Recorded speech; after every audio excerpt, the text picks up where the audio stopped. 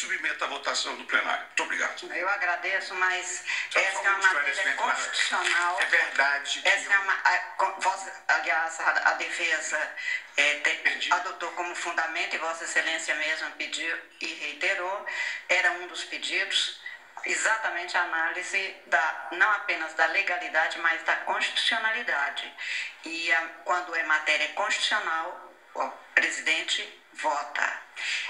Mas de toda sorte, para evitar qualquer eiva e qualquer possibilidade de questionamento, eu ponho em votação a possibilidade da minha votação. Presidente, só um esclarecimento de fato. Eu, de fato, arguí, como lisamente disse o eminente advogado da tribuna, como era o meu papel como advogado. Mas perdi. Perdeu, exatamente. Perdeu antes, mas não me custa, para evitar qualquer eiva, até porque antes o presidente não votava em nenhuma matéria que não fosse constitucional. Hoje o presidente vota em todas. Tanto que a gente vota em todas as matérias, em todos os habeas corpus, incluindo os que não têm matéria penal. Mas neste eu nem preciso de me valer disso, porque há matéria penal, há matéria constitucional. Mas eu ouço a partir do ministro relator e, na sequência, tomo os votos. Presidente Menezes Pares, esse empate suscitado pelo advogado da tribuna diz respeito quando o quórum presente chega a um empate, não havendo eventualmente o pronunciamento de um voto que, como Vossa Excelência irá se pronunciar num sentido ou no outro, e acabará promovendo, portanto, uma maioria. Portanto, ainda que reconheça bem articulada essa reflexão, mas entendo inaplicável.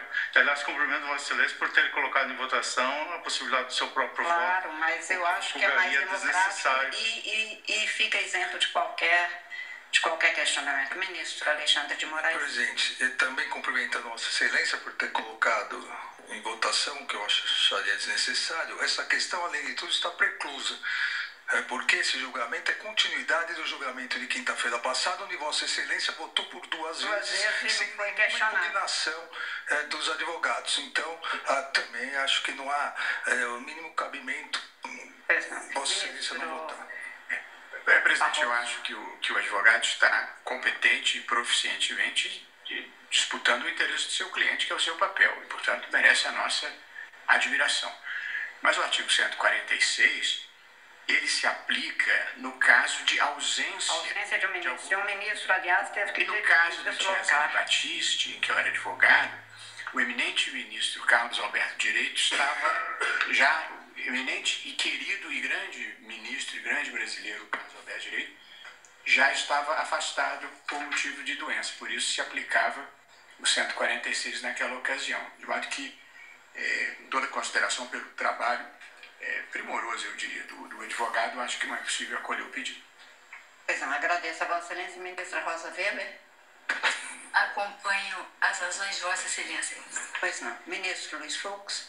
Senhor presidente, não há como não parabenizar o advogado por essa vigília legal até o último segundo, mas também pedindo vênia a essa sua postura correta. Com patrão, eu acompanho o relator. Agradeço a Vossa Excelência, ministro. Presidente, também cumprimento o eminente advogado pela defesa que faz na tribuna, mas eu gostaria, agregando a outros fundamentos já trazidos, lembrar da redação dada ao inciso 9º do artigo 13, que é de uma emenda regimental de número 35 de 2 de dezembro de 2009.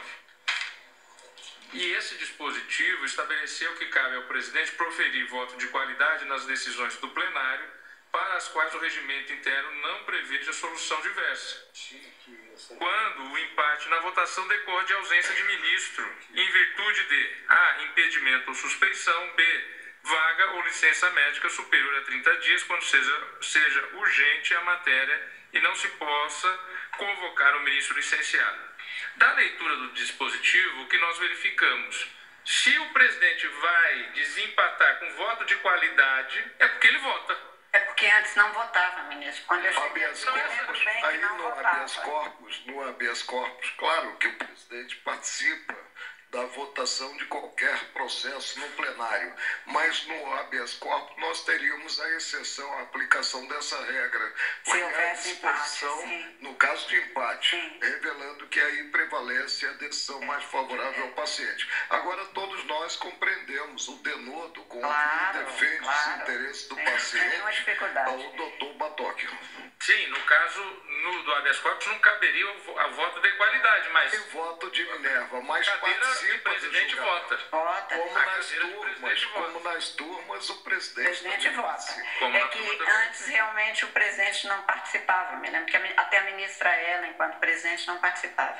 Vossa Excelência, portanto, ministro Ricardo Lewandowski. Senhor presidente, eu acompanho Vossa Excelência não só porque entendo que nós estamos claramente diante de uma matéria de natureza constitucional, mas também porque penso que é didático e pedagógico para a sociedade brasileira que cada ministro dessa corte, de forma transparente, revele a sua posição quanto ao princípio constitucional da presunção de inocência. Pois não, ministro. Presidente, vamos esperar a segunda questão de ordem, que diz respeito ao trânsito em julgado dessa decisão e eficácia quanto a liminar que nós implementamos. Pois não, ouviremos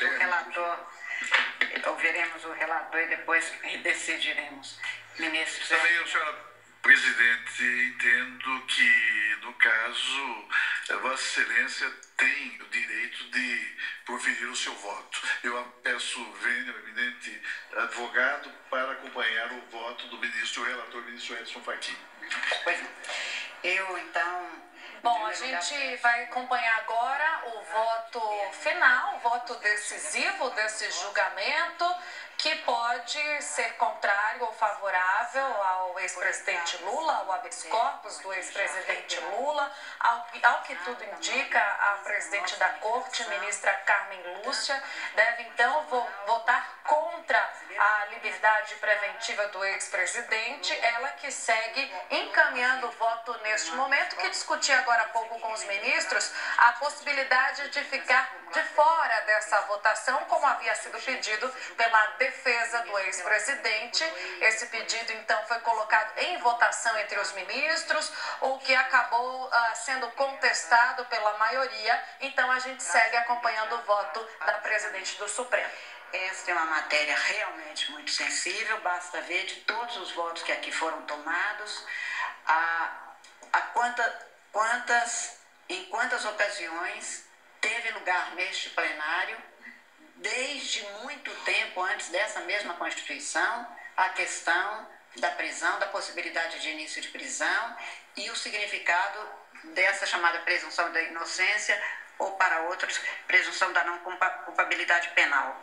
Eu mesma, como já foi aqui também lembrado pelos senhores ministros, participei desde 2009 de julgamentos sobre essa matéria e com todas as vênias aos que pensam em sentido contrário e entendendo perfeitamente a absoluta coerência do entendimento, continuo com o mesmo entendimento que marcou meu voto desde 2009, quando, como o ministro Marco Aurélio até salientou no histórico que fez de todos os julgados, votei vencida naquele habeas corpus, inicialmente posto na relatoria do ministro Eros Grau, embora naquela ocasião tenha realmente ficado numa posição de éramos 4 e apenas eu ainda estou aqui, mas em todos os votos que foram ali proferidos foram também densamente discutidos os principais pontos desta que é uma grande questão. Vou pedir licença, não vou fazer a leitura, o voto é extremamente longo, mas de alguns excertos do voto e não posso deixar de lembrar, além dos temas que foram trazidos, dos itens que foram trazidos por todos os ministros, desde o voto do ministro Edson Fachin, de algumas observações sobre um retorno que se tem lugar e acredito que, diferentemente também de alguns ministros que acham que não é o caso de haver uma mutação constitucional, mas tal como posto pelo ministro, ou enfatizado pelos ministros Alexandre de Moraes e o ministro Roberto Barroso, verificar que aqui houve, de 2009 a 2016, um entendimento afirmado pelo plenário na maioria de que fiquei vencida, no habeas corpus, cujo resultado todos nós, ministros, então, acatamos plenamente, e que, na sequência, apenas em 2016... Com uma infeliz coincidência, a mudança jurisprudencial após 7 anos ocorreu no pico da Lava Jato. Pois é. Mas em 2009 nada havia sobre este tema, e naquela ocasião eu já assinalava no voto que então proferi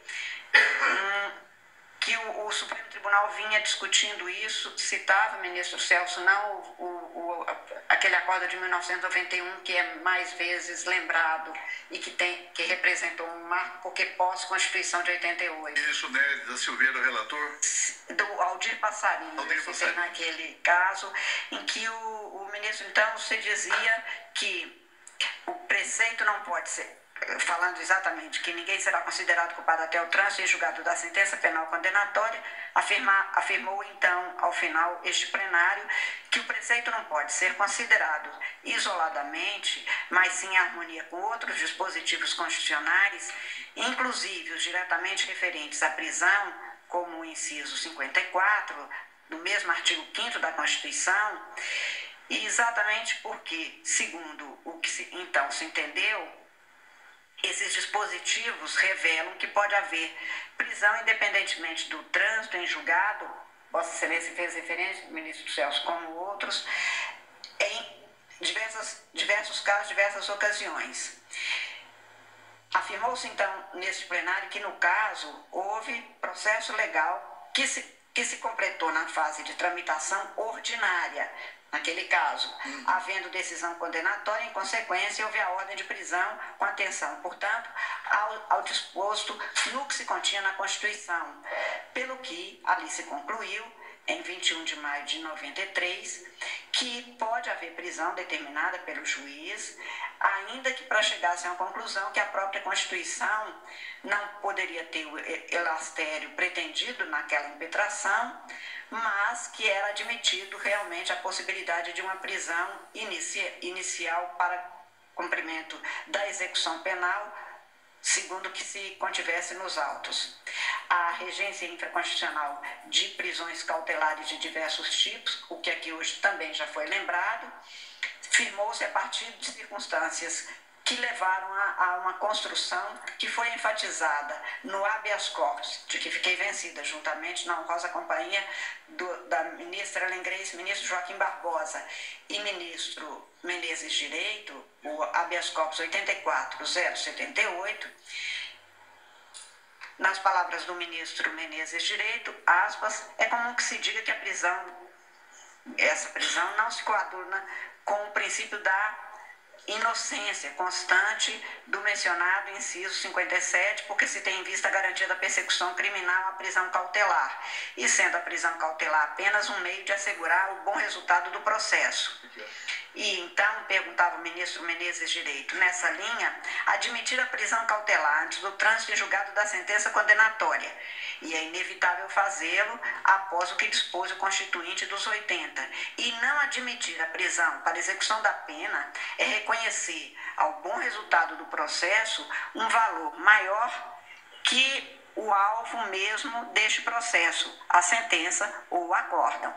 Admite-se a violação do que se entende por um princípio da inviolabilidade da liberdade antes do trânsito julgado, com base em juízo sumário não exauriente para garantia do processo penal, mas não se admitiria esse cenário com base em uma cognição plena e exaustiva realizada nas instâncias ordinárias. O que se buscou, então, sempre para se assegurar a aplicação plena e efetiva do princípio da presunção da inocência foi rigorosamente que se detivesse dentro das condições estabelecidas, portanto, após, tal como fixado aqui, pelo menos uma decisão de segundo grau, ou de segunda instância, como se asseverou então. Esse entendimento, que não prevaleceu em 2009, veio a prevalecer em 2016, como também aqui já foi muitas vezes afirmado. Nesse caso, o que se discute é exatamente essa chamada antecipação da execução penal, quando já esgotados os recursos ordinários.